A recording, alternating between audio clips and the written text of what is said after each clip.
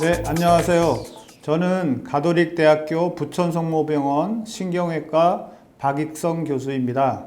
저는 뇌동맥류 결찰술과 뇌혈관 우회로 수술 같은 뇌혈관 질환을 전문적으로 치료하고 있습니다. 그래서 오늘은 제가 치료한 환자들 중에서 특히 뇌동맥류 결찰술을 수행을 하는데 일반적인 크게 머리를 열고 하는 개두술 대신에 동정만한 크기로 머리를 열고 하는 미세 침습적 개두술, 또 이런 개두술 하는 과정에서 우리가 다양한 모니터링을 사용을 해서 안전하게 환자의 수술을 시행하는 그런 내용에 대해서 강의를 하려고 합니다.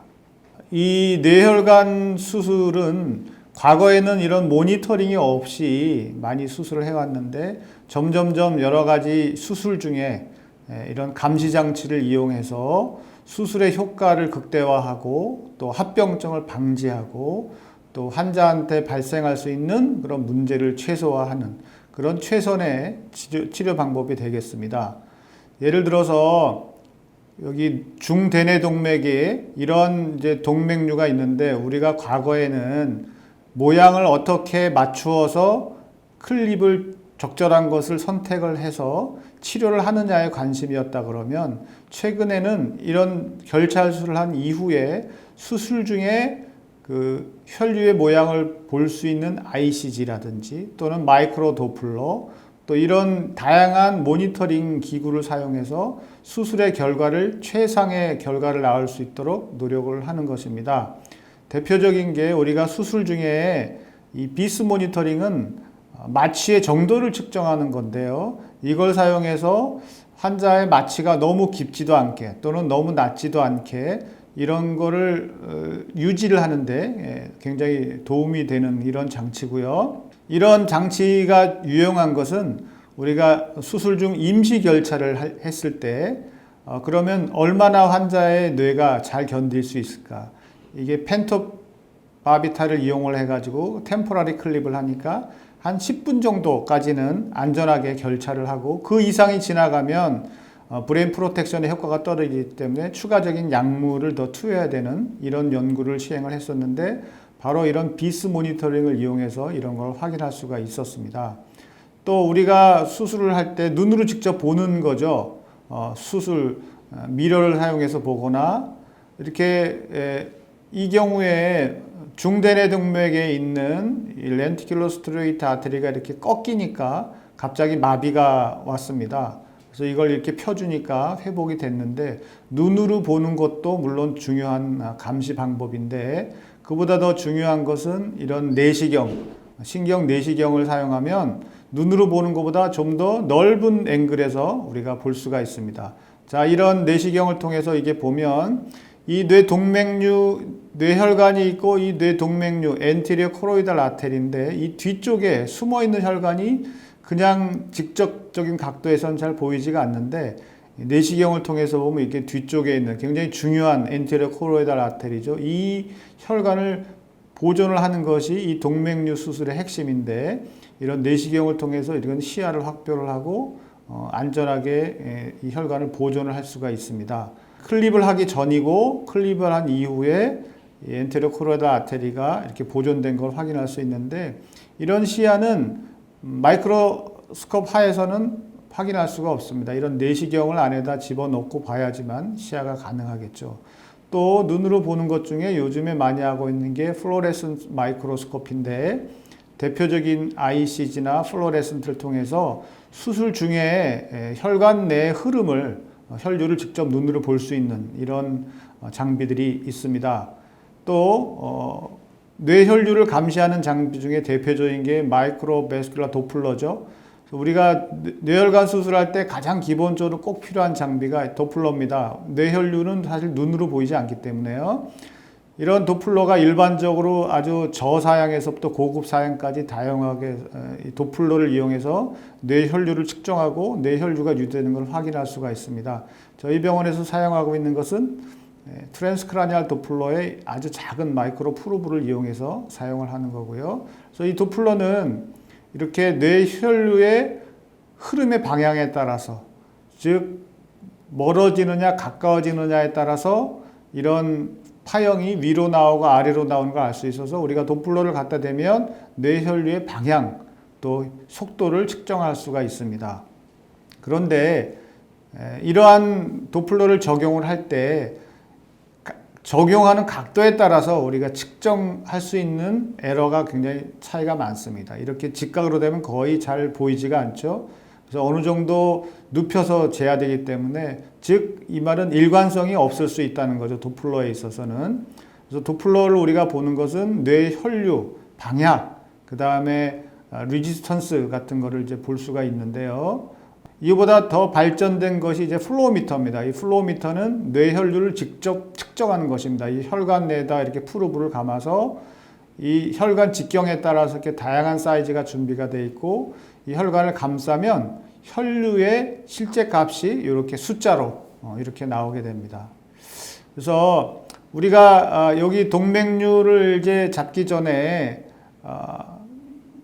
클립을 한 이후에 이쪽에 혈류를 재보면은 이게 클립 전의 상태를 우리가 알 수 없기 때문에 클립 전에 미리 동맥류의 속도를 측정해 놓고 클립 이후에 다시 측정을 해서 비교를 하는 거죠. 그래서 이렇게 측정을 하는데 이렇게 동맥류가 깊이 있는 경우에는 이 각도가 90도로 들어가기 때문에 정확한 측정이 잘 안 되죠. 그래서 이런 경우에 이런 플로우미터가 굉장히 유용하다는 것입니다. 또 측정을 할 때는 어떤 각도에서 측정하느냐 이런 경우에는 에러가 많이 생기니까 차라리 디스탈에서 하더라도 이런 눕혀서 하는 각도에서 측정을 하는 게 좋겠다는 겁니다. 도플러에서 이상소견은 원래 속도에 비해서 50% 이상 감소가 됐다. 그러면 뭔가 혈류가 줄어들었거나 또는 시스톨릭만 올라갔다. 그러면 뭔가 스테노시스가 생겼다라고 하는 것이고 파파베린을 적용을 해서도 혈류의 변화가 없다. 그러면 이거는 스테노시스나 아니면 너무 타이트하게 클립을 해가지고 플로우가 떨어졌다는 것을 시사하기 때문에 클립을 다시 풀거나 조치를 시행을 해야 됩니다. 또 우리가 플로우를 모니터링하는 방법 중에는 티슈에다 직접 이런 프로브를 넣어서 티슈 내 퍼퓨전을 재는 그런 방법도 있습니다. 대표적인 게 레이저 도플러인데 이것은 레이저를 이용해서 뇌 표면에서 이 뇌혈류 정도를 측정하는 건데 문제는 이게 움직임에 따라서 변이가 좀 많다는 것이고요. 그래서 주로 동물 실험에 많이 사용하고 인체에 사용할 수 있는 것은 이런 프로브입니다. 이런 프로브를 이렇게 자그마한 구멍을 내고 뇌 실질에다가 집어넣어서 이렇게 CBF의 변화를 측정을 하는 방법이 되겠죠. 그래서 이런 경우에 템포러리 클립을 하고 나서 이렇게 CBF가 떨어지는 것을 확인할 수가 있습니다. 또 우리가 수술 중에 인트라오퍼러티브 뉴로피지올로직 모니터링, 즉 수술직 신경계 감시가 있는데 대표적으로 MEP, SEP를 많이 사용을 합니다. 그래서 MEP는 특히 애누리즘, 엔테리어 코로이달 아테리나 MCA 애누리즘에 템포러리 클립을 하거나 또는 퍼머넌트 클립을 하고 나서 뇌혈류 감소에 의해서 뇌신경에 이상이 있는지를 보는데 굉장히 유용하고요. 또 엔티리어 커뮤니케이팅 아테리나 디스탈 ACA의 플로우 감소도 확인할 수가 있습니다. 반면에 랭귀지 코텍스나 메모리와 관련된 부분은 사실 MEP에서 디텍션이 되지 않는 pitfall이 있습니다. 자, 이 환자는 엔테리어 코로이달 아테리가 있고요. 이분들 다 수술 중에 모니터링을 하면서 시행을 했고 클립이 잘 됐습니다. 이분은 클립 중에 했는데 MEP가 감소를 했고요. 그래서 클립을 제거한 이후에 15분 후에 정상으로 회복이 됐습니다. 또 이분도 클립을 했는데 MEP가 떨어졌습니다. 그래서 이분은 혈압을 올린 후에 정상으로 회복이 돼서 클립을 다시 조정하지는 않았고요. 이분은 클립을 하고 났더니 MEP가 떨어졌습니다. 그래서 클립을 다시 조정을 하고 30분 후에 정상으로 회복됐는데 이 앞에 환자들처럼 뭐 변화가 없었던 환자들은 다행이지만 이런 환자들은 이게 모니터링이 없었다 그러면 영구적인 장애가 생길 수 있던 그런 환자라고 할 수가 있겠습니다. 자, 이 환자가 이제 이렇게 생겨서 클립을 했는데 변화가 됐다는 거죠. 자, 이 세 번째 환자가 이렇게 아주 경미하게 수술 후에 허혈성 병변이 보이지만 신경학적으로는 아무런 장애가 없이 퇴원을 하였습니다. 51세 여자 환자고 우리가 잘 알고 있는 ICA 도살월에 그 블러드 블리스터 라이크 애뉴리즘이라는 게 터지면서 온 환자인데, 이 환자는 이제 수술을 하려고 들어갔는데 수술 중에 애뉴리즘 부위 혈관이 터졌습니다. 터져갖고 어쩔 수 없이 임시 결찰을 하고 감싸고 여기 수처를 하고 이런 조작을 하는 동안에 약 40분 동안 임시 결찰을 했는데 MEP상에서 아무런 변화가 없었습니다. 즉 이 엔테로 코럴 아테리가 있어서 뇌혈류 감소가 걱정이 됐는데 다른 콜라테랄 플로우가 있어서 그런지 이 뇌혈류 감소가 있었음에도 불구하고 M상의 변화가 없어서 약 40분 동안 임시 검찰을 하고 이 찢어진 혈관을 수처를 하고 또 감싸고 치료를 하는 그런 시행을 했습니다. 그래서 이런 수술 중에 하는 인트라오퍼러티브 모니터링이 뇌동맥류 결찰 수술의 결과를 좋게 하는데 굉장히 필요하다. 과거에는 이제 우리가 클리핑이 좋으나 코일링이 더 좋냐 해가지고 2002년도에 란셋에 코일링이 더 우월하다는 그런 발표가 난 적도 있는데, 지금은 클리핑이 더 좋냐 코일링이 더 좋냐라고 하는 것은 더 이상 논란의 의미가 없고요. 이 환자한테 어떤 방법이 더 좋겠느냐라고 하는 것을 선택하는 것이 중요하다고 생각을 합니다. 그래서 그러면 왜 미니멀 인베이시브 서저리냐? 그러면 미니멀 인베이시브 서저리나 일반적인 그 컨벤셔널 서저리나 수술의 결과에선 차이가 없는데 환자들이 경험하기에 상처가 좁고 회복이 빠르기 때문에 만족도가 높다는 거고요. 그래서 자, 여기 보시면 우리가 수술하기 전에 시뮬레이션을 통해서 버추얼 리얼리티 시뮬레이션을 통해서 이게 실제 수술하는 장면을 환자한테도 보여주고 의사도 이렇게 어떻게 수술하겠구나라고 하는 것을 플랜을 세웁니다. 그래서 훨씬 더 수술에 가까운 시뮬레이션 하는 거죠. 그래서 이런 기구를 사용하거나 또는 현재 우리가 사용하고 있는 CT 워크스테이션에서 이런 3D 이미지를 가지고 자 여기 ICA 바이포케이션에 이렇게 우리가 혈관을 확인하는데 머릿속에서만 이제 생각을 하고 실제 수술을 들어가 보면 실제 자기가 생각했던 것과 전혀 다를 수도 있는데, 지금 어느 병원에나 있는 그 CT 워크스테이션에 가서 환자의 이미지를 가지고 오퍼레이터가 이렇게 직접 조정을 해볼 수가 있습니다. 그래서 수술하듯이 눈썹 부위에 이렇게 구멍을 낸 다음에 애뉴리즘이 어떻게 보이고 어떤 모양이고, 또 눈썹이 아니라 옆으로 들어갔을 때는 어떤 모양이 보이고 어떻게 보이고 하는 이런 시뮬레이션은 이런 그 비싼 장비를 사용하지 않더라도 현재 대부분의 병원에서 서전이 직접 이렇게 사용을 해석할 수 있습니다. 그러면 작은 이렇게 공간에서 과연 우리가 안전하게 수술할 수 있을까 걱정이 되는데, 스패츌러들의 연구에 의하면 우리 그 이렇게 키홀 서저리, 수프라오비탈 키홀을 하나, 또 컨벤셔널한 테리온을 하나, 또 아주 와이드한 오비토 자이고마틱 어프로치를 하나, 이 서클 오브 윌리스가 있는 이 베이스의 면적을 카다바로 재봤더니 크게 차이가 없더라는 것이죠. 그래서 작게 여기를 이렇게 작게 여는 것 자체가 수술에 제한이 되지는 않는다라고 하는 거고, 그 외 다른 연구에서도 이렇게 작게 열으나 크게 열으나 결국 우리가 원하는 수술 부위의 면적에는 크게 차이가 없다라고 하는 연구 결과들이 나왔습니다. 그래서 컨벤셔널 서저리는 이렇게 크게 열고 보는 거라면 키홀 서저리는 작게 열더라도 결국 우리가 볼 수 있는 부위는 다 똑같다라고 하는 것이고요. 또 한 가지, 이런 작게 열고 수술하다가 갑자기 터지면 어떻게 조치를 하느냐. 그래서 그런 걱정을 많이 하는데 실제 대부분의 경우에서 수술 중에 터지는 일이 높지 않았다라고 하는 결과고요.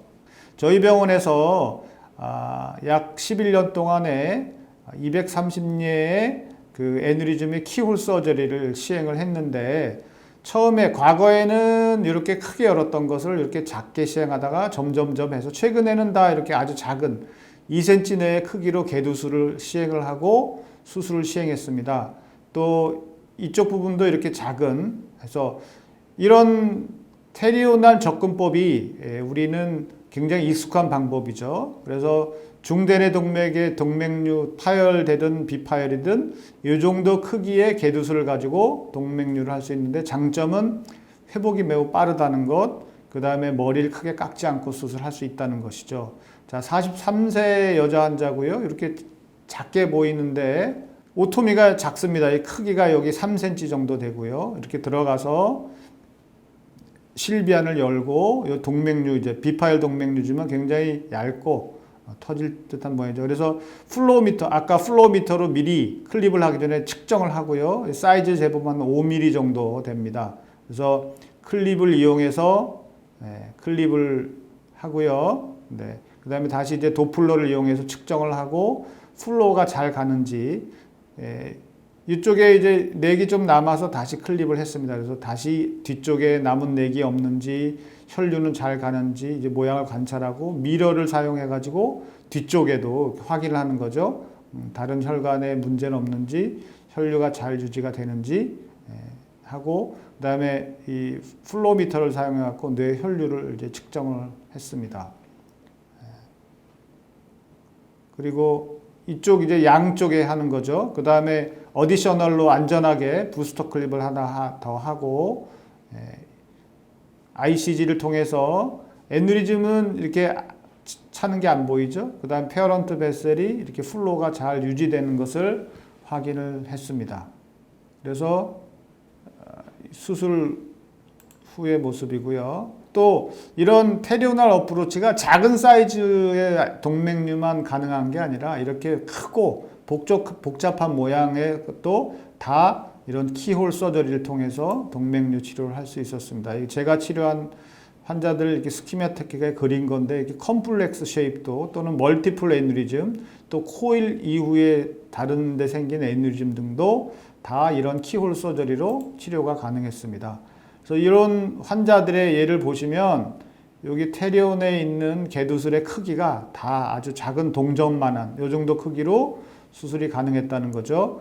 그래서 필요한 경우에는 여기 머리를 일부 깎고, 여기 피부 절개 부위는 약 4cm 정도 되고요. 또 어떤 경우는 머리를 깎지 않고 이렇게 하기도 합니다. 이런 분들은 그냥 수술하고 나서 이틀째부터 바로 헤어 샴푸를 다 하죠. 네. 그래서 이런 환자들을 저희가 6개월 후에 아웃컴을 다 봤는데, 눈썹 절개로 한 환자나 또는 테리온으로 한 환자들이나 럽처드인 경우와 언럽처드인 경우를 비교해 봤을 때 예후가 굉장히 좋았습니다. 즉 MRS로 따졌을 때 럽처드의 경우에서 사망 환자, 이게 베소스페즘이나 이니셜로 그레이드가 안 좋았던 사람 6명이지만 약 80% 이상에서 MRS 1, 2를 보였고요. 처음부터 안 좋았던 사람들은 액토미를 했는데 대부분 예후가 안 좋았습니다. 많이 사망을 하거나 아주 그레이드가 좋은. 그래서 이런 키홀 서저리는 환자를 잘 선택해서 하면 좋은 결과를 낳을 수 있다는 것이고요. 그래서 눈썹 절개를 통해서 럽처드 애누리즘 수술한 환자를 6개월 팔로우업을 했더니 MRS 01인 굿 그레이드 환자가 약 86%, MRS 2까지 포함하면 90%, 즉 90% 이상의 환자가 좋은 결과를 보였다는 것이죠. 또 미니 테리온으로 한 것도 눈썹 절개로 한 수술만큼이나 좋은 결과를 보였습니다. 이런 키홀 서저리를 그동안 쭉 해오면서 장점은 뭐냐면, 우리가 일반적으로 크게 개두술을 했을 때 경막 하출혈이나 경막 외출혈 또는 이 상상 감염으로 해서 상처를 재수술하는 율이 약 10 내지 15% 정도 되는데, 저희 병원 시리즈에서는 한 건도 재수술을 한 사례는 없었습니다. 물론 창상 감염이 있어서 항생제를 쓴 경우도 있고 약간의 피가 고였지만 재수술할 정도는 아니었다는 거고, 환자가 수술하고 나서 조기에 이틀 만에 걸어 다니고 또 머리도 이틀 만에 감고, 그러니까 보통 수술하고 4일 정도에 퇴원을 한다는 거고, 또 이런 미세 침습적인 이제 수술을 받은 환자들은 정신적인 사이킥 트라우마도 굉장히 적게 받아서 일상생활에 복귀가 빠르다는 그런 장점이 있습니다.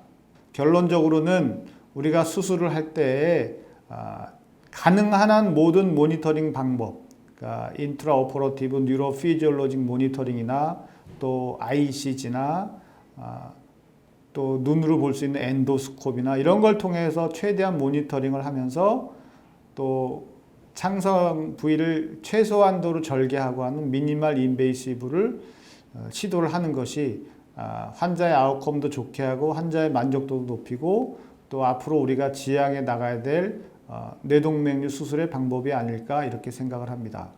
네, 오늘 일반적으로 해오던 개두술 방법과는 달리 동전 크기만하게 아주 작게 여는 미세 침습적 개두술, 또 다양한 모니터링을 사용해서 안전하게 환자를 치료하는 방법을 소개해 드렸습니다.